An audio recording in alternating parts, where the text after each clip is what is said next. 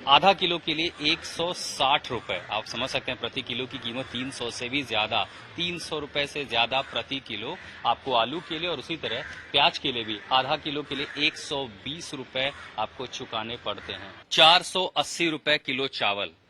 कोलंबो में, जैसे हमारे यहाँ हिंदुस्तान में मंडियां होती हैं, इन्हें इकोनॉमिक सेंटर कहा जाता है, और पूरे श्रीलंका में कई जगहों पर ऐसी होलसेल और रिटेल मंडियां बनाई गई हैं। ये भारत से आयात किया हुआ चावल है जिसकी कीमत 480 रुपए प्रति किलो है। ये पाकिस्तान से आया हुआ चावल भी है यहाँ पर, जिसकी कीमत 410 रुपए प्रति किलो है। अब आपको दिखाते हैं कि जो श्रीलंका का अपना उत्पाद, ये देखिए 385 रुपए प्रति किलो। आप समझ सकते हैं ये चावल की कीमतें हैं। इतने में आप 5 किलो 10 किलो का कट्टा ले जाते हैं, लेकिन यहाँ 1 किलो के लिए, और जो सबसे न्यूनतम कीमत है, ये श्रीलंका का अपना चावल है, मोटा चावल, ये 210 रुपए प्रति किलो है।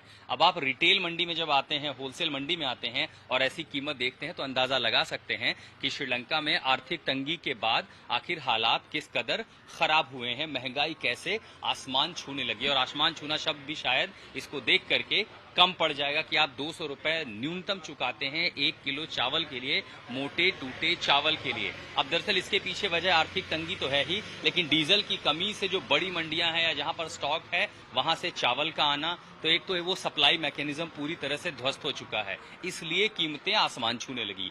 दूसरी बड़ी वजह यहाँ की जो खेती थी, खेती में सरकार की नीति कि उनको केमिकल फर्टिलाइजर ना पहुंचे, वो ऑर्गेनिक खेती करें, सही समय पर फर्टिलाइजर्स नहीं मिले, केमिकल फर्टिलाइजर नहीं मिले, इसीलिए यहाँ का जो अपना उत्पाद था, चावल था, वो भी प्रभावित हुआ। यानी किसानों तक सरकार की मदद नहीं पहुंची, जिसके चलते जो श्रीलंका में चावल उगाया जाता है वो उत्पाद पर असर पड़ा, और जिनके पास स्टॉक है, जाहिर है वो अब बाजारों तक नहीं पहुंच पा रहा डीजल की किल्लत से, इसलिए आप ये कीमतें देख रहे हैं 230 रुपए, 250 रुपए। ये स्थानीय चावल है जो ये मुल्क खुद उगाता है। अब आप इससे समझ सकते हैं कि श्रीलंका के हालात किस कदर खराब हुए, कि अगर आप चावल इतना महंगा खरीदते हैं तो बाकी के जो उत्पाद होंगे उनकी कीमतों पर कितना फर्क पड़ा होगा। ये तस्वीरें कोलंबो की हैं, विचलित करती हैं और सवाल खड़ा करती हैं कि जनता आखिर राहत कब देखेगी। और इसी मंडी में अब आपको बताते हैं कि खाने की तेल की कीमतों पर कितना असर पड़ा है। ये नारियल तेल का 1 लीटर का जो डब्बा है, 1.5 लीटर का, ये 1320 रुपए का है। और इस साइड यहाँ पर कीमतें देखिए, इस तरफ यहाँ पर कीमतें लिखी हैं। 700 ml की जो बोतल है नारियल के तेल की, उसकी कीमत 690 रुपए है, और 1 लीटर तेल अगर आपको लेना हो, खाने के तेल का, नारियल का तेल है, 900 रुपए प्रति लीटर। अब आपको बताएं कि जब ये आर्थिक संकट शुरू नहीं हुआ था, तब इसी 1 लीटर तेल का ये जो डब्बा है, ये 1 लीटर तेल की कीमत सिर्फ 350 रुपए थी। मतलब 3 गुना कीमतें बढ़ी हैं खाने के तेल की। आप समझिए कि एक मध्यम वर्गीय परिवार या एक ऐसा परिवार जिसकी कमाई बेहद कम हो, वो कैसे गुजारा कर रहा होगा। हालांकि नारियल चूंकि यहाँ प्रोड्यूस होता है, अब ये देखिए, अगर 3 गुना कीमत आप खाने के तेल की चुकाते हैं तो आपका घर का बजट किस कदर बिगड़ेगा। तो इस मंडी में हम आपको ये दिखाने की कोशिश कर रहे हैं कि तेल की कीमतें भी बेतहाशा हुई हैं, 3 गुना से भी ज्यादा। जाहिर है सप्लाई पर प्रभाव पड़ा हुआ है, क्योंकि डीजल है नहीं, तो डीजल के चलते चूंकि यहाँ सामान नहीं पहुंच पा रहा है, और जिसके चलते ये जो किल्लत है उसका सीधा असर आपको खाने के सामान पर दिखता है, बाजारों में दिखाई पड़ रहा है। अब इसी बाजार में अगर आपको खाने की दूसरी चीजें चाहिए, दाल चाहिए, राजमा चाहिए, सोयाबीन चाहिए, उनकी कीमतें अगर आप देखेंगे तो सोच करके ऐसा लगेगा, यकीन नहीं होगा दरअसल सीधे कहूं तो। ये देखिए, ये बीन्स हैं, बीन्स की कीमतें 780 रुपए प्रति किलो हैं। इसके ठीक बगल में पॉपकॉर्न है, 690 रुपए प्रति किलो हैं। और कलेजा थाम के रखिए, मूंगफली की कीमतें 950 रुपए प्रति किलो हैं। लेकिन अभी यही बात खत्म नहीं होती। ये मूंग दाल है, मूंग दाल के लिए प्रति किलो के लिए आपको 1230 श्रीलंकन रुपए चुकाने होंगे। ठीक उसी तरह ये जो तुअर दाल आप देख पा रहे हैं, 530 रुपए प्रति किलो, और ये चने की दाल है, चने की दाल के लिए 445 रुपए प्रति किलो। और ये रेट जो आप देख रहे हैं ये होलसेल बाजारों में है। इसी तरह ये देखिए, ये हरी मूंग है, ये जो आप देख पा रहे हैं ग्रीन जो है, ये 880 रुपए। उसी तरह ये बड़ा जो चना है, काला चने, 430 रुपए प्रति किलो। यहाँ ठीक बगल में मैं राजमा भी देख पा रहा हूँ, 530 रुपए इसका रेट है प्रति किलो के लिए। और इसी तरह अगर आप यहाँ पर आते हैं, ये बड़ा राजमा जो है 760 रुपए प्रति किलो। और इन सब की कीमतें, यहाँ सोयाबीन रखा हुआ है, सोया बड़ी, 540 रुपए प्रति किलो।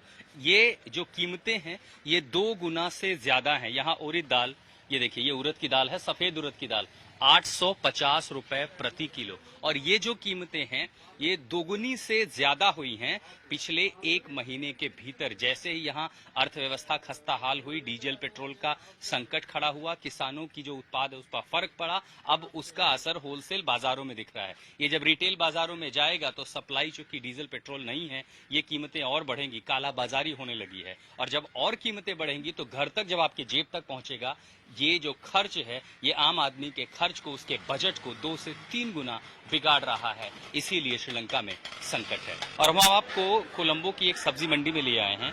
जाहिर है अलग अलग इलाकों से जो सब्जियां बल्क में आती हैं सबसे पहले यहीं आती हैं। तो आप सब्जियों की कीमत ये देखिए, टैमरिंड इमली है 400 रुपए प्रति किलो का बोर्ड लगाया गया है। अब गार्लिक खाने में जरूरी होता है, 250 ग्राम के लिए आपको 180 रुपए की कीमत चुकानी पड़ेगी। उसी तरह ये आलू है, आधा किलो के लिए 160 रुपए। आप समझ सकते हैं प्रति किलो की कीमत 300 से भी ज्यादा, 300 रुपए से ज्यादा प्रति किलो आपको आलू के लिए, और उसी तरह प्याज के लिए भी आधा किलो के लिए 120 रुपए आपको चुकाने पड़ते हैं।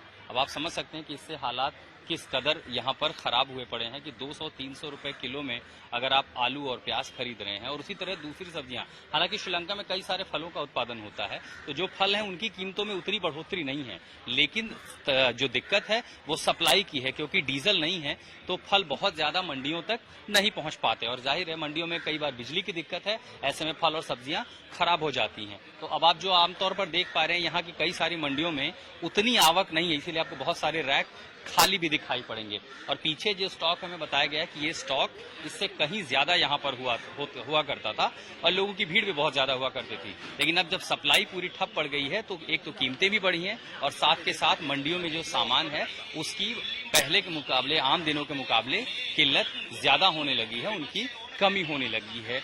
ये बयां करते हैं श्रीलंका के आर्थिक हालात, यहाँ का जमीनी संकट।